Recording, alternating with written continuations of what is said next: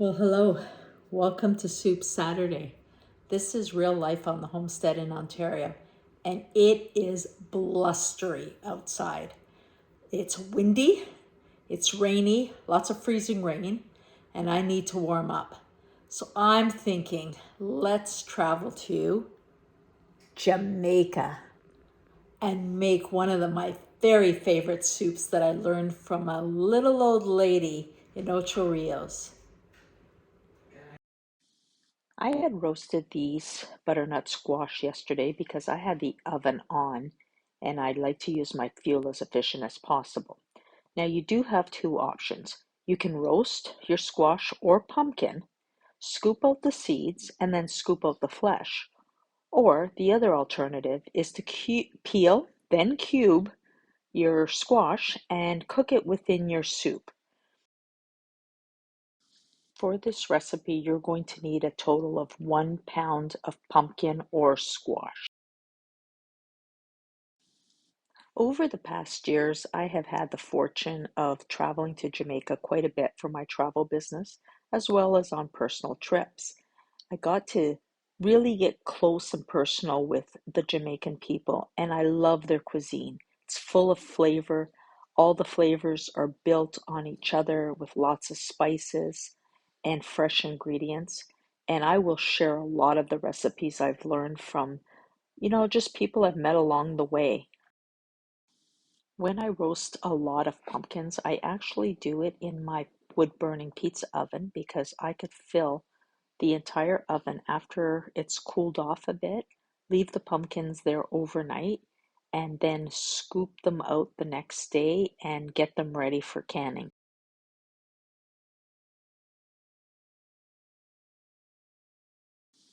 As I always do when I'm soup making, I always do a double, triple, quadruple batch depending on how much I have. So here I'm actually going to weigh out how much squash I have available to decide how many recipes I am making. But I will give you all the measurements for one recipe. So you're going to need 1 pound of either cooked or cubed pumpkin.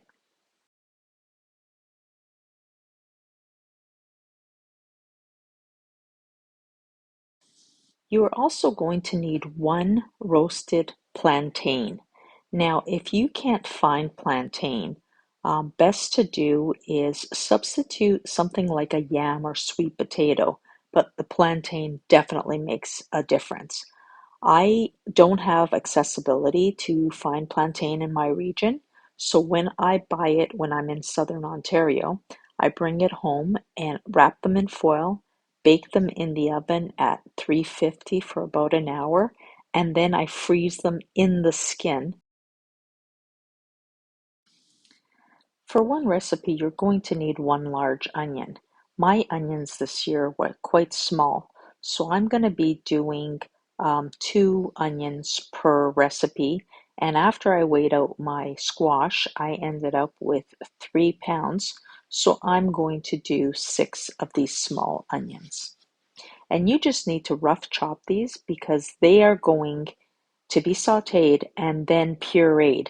So really all you need is a good rough chop.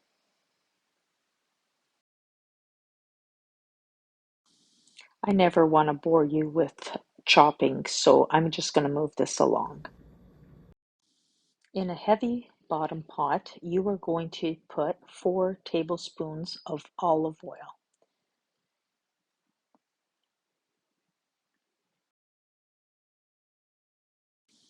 To that, you're going to add your chopped onions,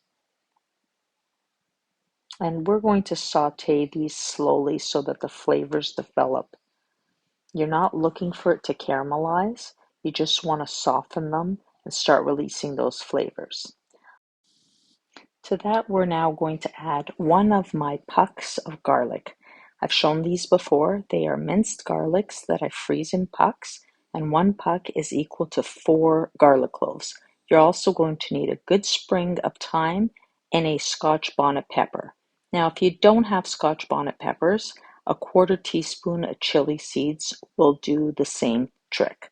You'll also need a good tablespoon of ginger. I've got some frozen here that I want to use up out of the freezer, so I will be chopping that up. Place the garlic, the ginger, and thyme in your pan and let those flavors start building. The aromas just start smelling so good. It's the base of a beautiful, beautiful soup.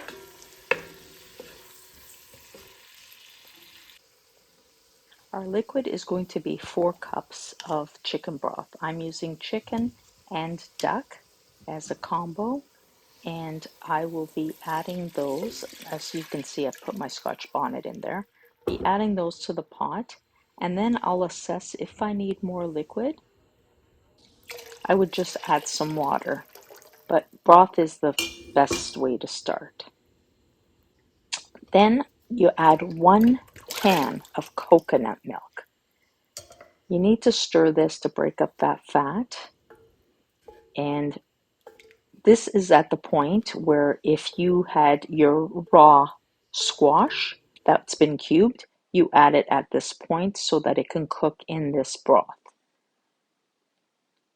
Everything here is dissolving beautifully.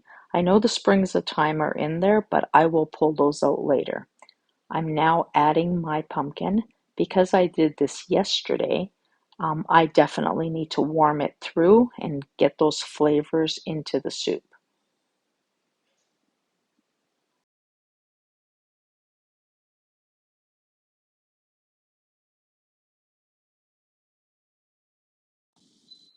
The house is friggin' smelling incredible right now. I wish you could be witness to this. I let this pepper mix in, but I like to squish it a little bit. I don't cut it open because I don't want to make the soup too spicy. You can if you like, but I like to press it against the side of the pot just to get the flavor out of there. Now the soup is looking nice, so it's time to add our plantain. Normally it would be softer than this, but I had it frozen so it hardens up a little.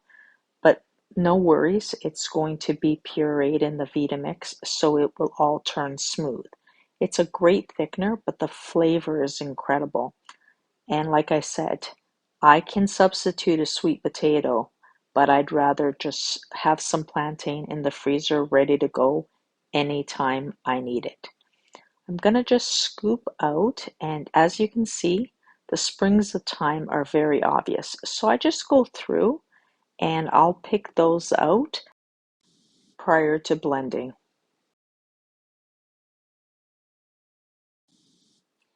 Now we are ready to get this blended. I'm going to scoop out into the Vitamix blender. Now I will caution you, when you blend hot soups, the liquid heat will expand and it will blow the top off your blender and potentially burn you. So I always say do half a blender carafe, and if you're not comfortable with this or you've never done it before, I recommend you let your soup cool down and do a cool blending rather than burn yourself. I'm just going to demonstrate how little I put in there. I place the top on the blender, but I don't put that little lid that's in the middle. I leave that open so that the heat can escape. I put a tea towel on top of that, and I hold the lid with an oven glove as a precaution. Like I said, if you don't know how to blend hot liquids, it's best you let this cool off, blend it cool, and then reheat it. It's just a safer way to do it. Here is my blended soup, and it is beautiful. I've added the scotch bonnet back in, and as you can see, there's still little bits of thyme, and I just plucked those out. Because I've made a triple batch, I am going to be canning 4 quarts. And what I do is I put them into the clean mason jars, leaving 1 inch of headspace, and I will pressure can these for 50 minutes at My elevation is 10 pounds of pressure. Now, because pumpkin is a low acid food, it is a smarter move to pressure can it rather than water bath. Even though I know some people do this as a water bath. Oh, I found a little spring of thyme. Time to take that out. Um, I know you can water bath, but when it comes to pumpkin puree or soups, I like to pressure can for safety. And I want to make sure that the soup lasts.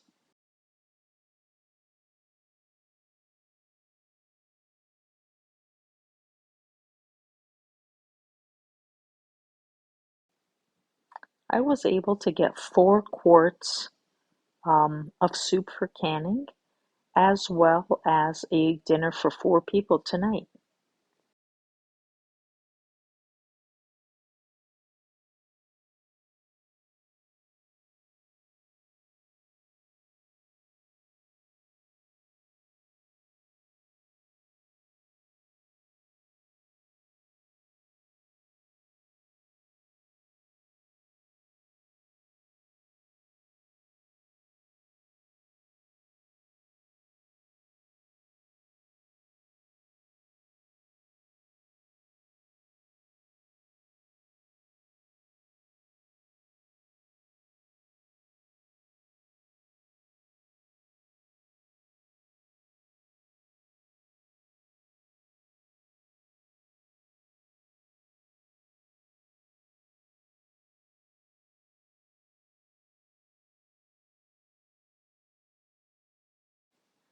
As always with canning, you take a piece of paper towel or a clean cloth, and with some vinegar, I wipe the rim to make sure that there's absolutely no residue or grease, and this way your lids will seal. And now for your garnish. You cannot skip the garnish. You need a quarter cup of olive oil, 4 cloves of garlic, and a good handful of pumpkin seeds. And what you do is you heat this slowly so that the flavors infuse into the oil. You want to cook this until your pumpkin seeds are toasty and the garlic is getting caramelized and the fragrance is beautiful. But this topping, I actually double every time because everybody loves it and I don't want to not have enough. The smell is so beautiful and it's so, so tasty. There you go, my friends. A simple soup full of flavor, nutrition, easy, easy to make. You can do this. You are smart enough. You don't have to be a chef. You just need to be somebody who is willing to try and cook good quality meals for your family. If you're liking our content and you're liking our Soup Saturdays, please like, subscribe, and share with your friends. Make sure that they have the opportunity to see how a home cooked meal is so simple to do. And go out, try this. Live your best life.